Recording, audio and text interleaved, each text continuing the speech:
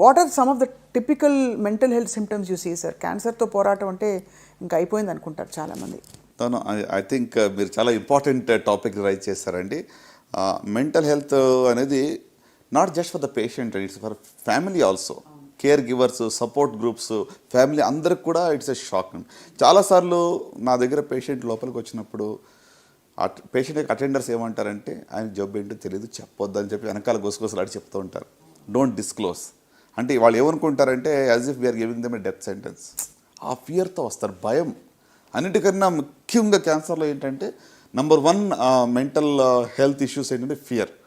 ఎంత భయం అంటే ఇంకా నా లైఫ్ అయిపోయింది, ఐఎమ్ రిటర్న్ ఆఫ్, ఇంకా ఇదంతా వీళ్ళేదో చేయాలి కాబట్టి చేస్తున్నాం కానీ నాకు ఇంకా హోప్ లేదు అనేటువంటి పరిస్థితులు వస్తారు. సో ఫియర్ అనేది చాలా ఎక్కువగా చూస్తుంటాం. సాడ్నెస్, డిప్రెషను, యాంగ్జైటీ, ఎలా ఉండిపోతుంది ట్రీట్మెంటు, నా జుట్టు ఊడిపోతుందా, లేకపోతే నాకు భవిష్యత్తులో అసలు జబ్బు నిజంగా నయం అవుతుందా లేదా, నా పిల్లల పరిస్థితి ఏంటి, ఫ్యామిలీ పరిస్థితి ఏంటి అని చెప్పి చాలా యాంగ్జైటీతో వాళ్ళు మా దగ్గరికి వస్తూ ఉంటారు.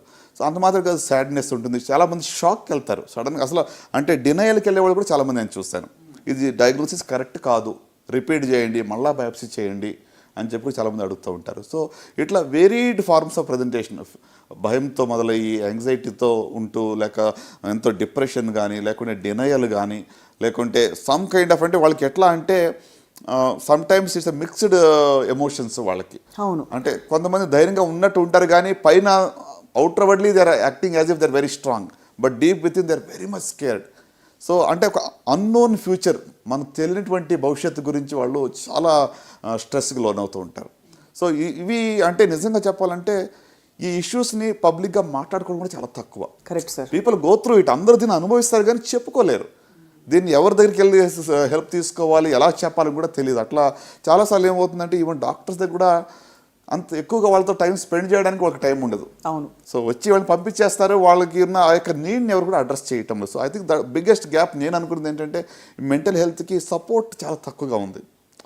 అంటే ఇప్పుడు కేర్ గివర్స్ కానివ్వండి, లేక డాక్టర్స్ కానివ్వండి, వాళ్ళు what they are going through అర్థం చేసుకుని కొంచెం వాళ్ళకి ధైర్యం చెప్పగలిగితే చాలా వరకు వాళ్ళకి తగ్గుతుందని అనుకుంటాను. మనకి ఏమన్నా ఫౌండేషన్ నెట్వర్క్స్ ఉంటాయా సార్ ఇలాగంటే సపోర్ట్ గ్రూప్స్ లాంటివి? అయ్యో డెఫినెట్లీ అండి. అంటే ఒకటండి, ఇప్పుడు ఈ స్ట్రెస్లో రావడము, లేక యాంగ్జైటీ, ఫియర్ రావడం అనేది సర్వసాధారణం.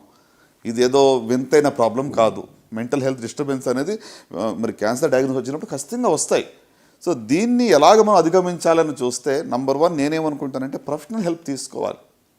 సో నాకు ఈ భయంగా ఉంది, నాకు దీన్ని నేను ట్యాకల్ చేయలేకపోతున్నాను, నా ఎమోషన్స్ని నేను మరి కంట్రోల్ చేయలేకపోతున్నాను అని మనం ఒక ప్రొఫెషనల్ హెల్ప్ దగ్గరికి వెళ్ళడం మంచిది. ఒక కౌన్సిలర్ కానివ్వండి, లేక సైకాలజిస్ట్ కానివ్వండి, చాలామంది ఇప్పుడు ఈ రోజుల్లో అందుబాటులో ఉన్నారు. ఆన్లైన్లో కూడా మీరు తీసుకోవచ్చు కావాలంటే. సో అది ఒకటి. రెండోది మీరు అడిగారు, ఇప్పుడు ఇందాక చెప్పారు కదా సపోర్ట్ గ్రూప్స్, చాలా వాటికి ఇప్పుడు సపోర్ట్ గ్రూప్స్ కూడా ఉన్నాయి. బ్రెస్ట్ క్యాన్సర్ సర్వైవర్స్ గ్రూప్ ఉంది, లేకపోతే పీపుల్ అంటే మనకులాగానే వేరే ఇదే జబ్బు గుండా ప్రయాణం చేసిన వాళ్ళు ఇక స్టోరీస్ మనం వింటే మనకు ధైర్యం వస్తుంది. అవును, కరెక్ట్ సార్. సో కనుక అలాంటి గ్రూప్స్ చాలా ఉన్నాయండి. ఇప్పుడు ఈవెన్ మా యొక్క ఫౌండేషన్ ద్వారా కూడా వీఆర్ సపోర్టింగ్ సచ్ యాక్టివిటీస్ అనమాట. అంటే కొంతమంది సర్వైవర్సే ఒక గ్రూప్ లాగా వచ్చి వాళ్ళు ధైర్యం చెప్తున్నారు, ఎస్పెషల్లీ బ్రెస్ట్ క్యాన్సర్ సంబంధించి we have done in the past, ఇప్పుడు కూడా చేస్తున్నాం. అంటే వాళ్ళు ఏం చెప్తారు, పూర్తిగా నయం అవుతుంది, మనం నార్మల్ లైఫ్కి తిరిగి వస్తామనా? అంటే వాళ్ళు ఫస్ట్ థింగ్ ఏంటంటే ఈ యొక్క డయాగ్నోసిస్ గురించి మీరు అన్నెసరీగా స్ట్రెస్ అవ్వక. ఇప్పుడు ఫస్ట్ స్టేజ్ 1 డిసీజ్ ఉన్న వాళ్ళు కూడా ఇక రేపమ్మప్ప నేను వెళ్ళిపోతానన్న పరిస్థితులు భయపడుతూ ఉన్నారు. ఇట్స్ నాట్ నేను ఇప్పుడు ప్రతి క్యాన్సర్ 100% క్యూర్ చేస్తాము, నయం చేస్తామని I'm not give a wrong claim.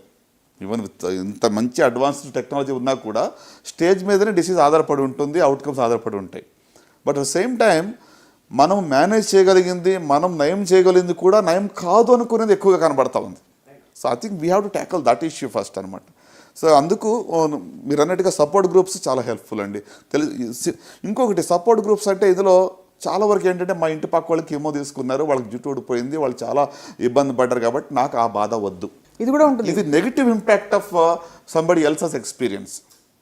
మా దగ్గర చాలామంది ఏంటంటే మా బంధువులు ఎవరికో ఇది మేము చూసాము, సో మాకు అలాగ అవుతుంది, మాకు వద్దు. అరే వాళ్ళ జబ్బు వేరు, వాళ్ళ స్టేజ్ వేరు, వాళ్ళ యొక్క డిసీజ్ యొక్క బయాలజీ వేరు, వాళ్ళకి ఇచ్చిందే మీకు ఇవ్వాలని ఏమి లేదు కదా. అవును, కరెక్టే కదా సార్. సో అంటే మనము we are comparing orange with apple. Correct. So అంత డిఫరెన్స్ ఉంటుంది. అందుకోసము అనెక్డోటల్ ఎగ్జాంపుల్స్ ఎవరికో జరిగిందని తీసుకుని కంపేర్ చేయడం కరెక్ట్ కాదు. సో ప్రొఫెషనల్ సపోర్ట్ గ్రూప్స్ ఉన్నాయి, ప్రొఫెషనల్ కేర్ గివర్స్ ఉన్నారు, కౌన్సిలర్స్ ఉంటారు, వాళ్ళ దగ్గరికి వెళ్ళొచ్చు. అన్నిటికన్నా ముఖ్యంగా నేనేమంటానంటే develop a rapport with your doctor.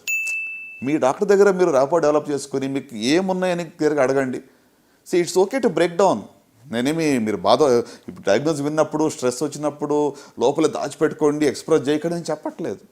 It's okay to cry, it's okay to express, చెప్పొచ్చు, బాధపడవచ్చు.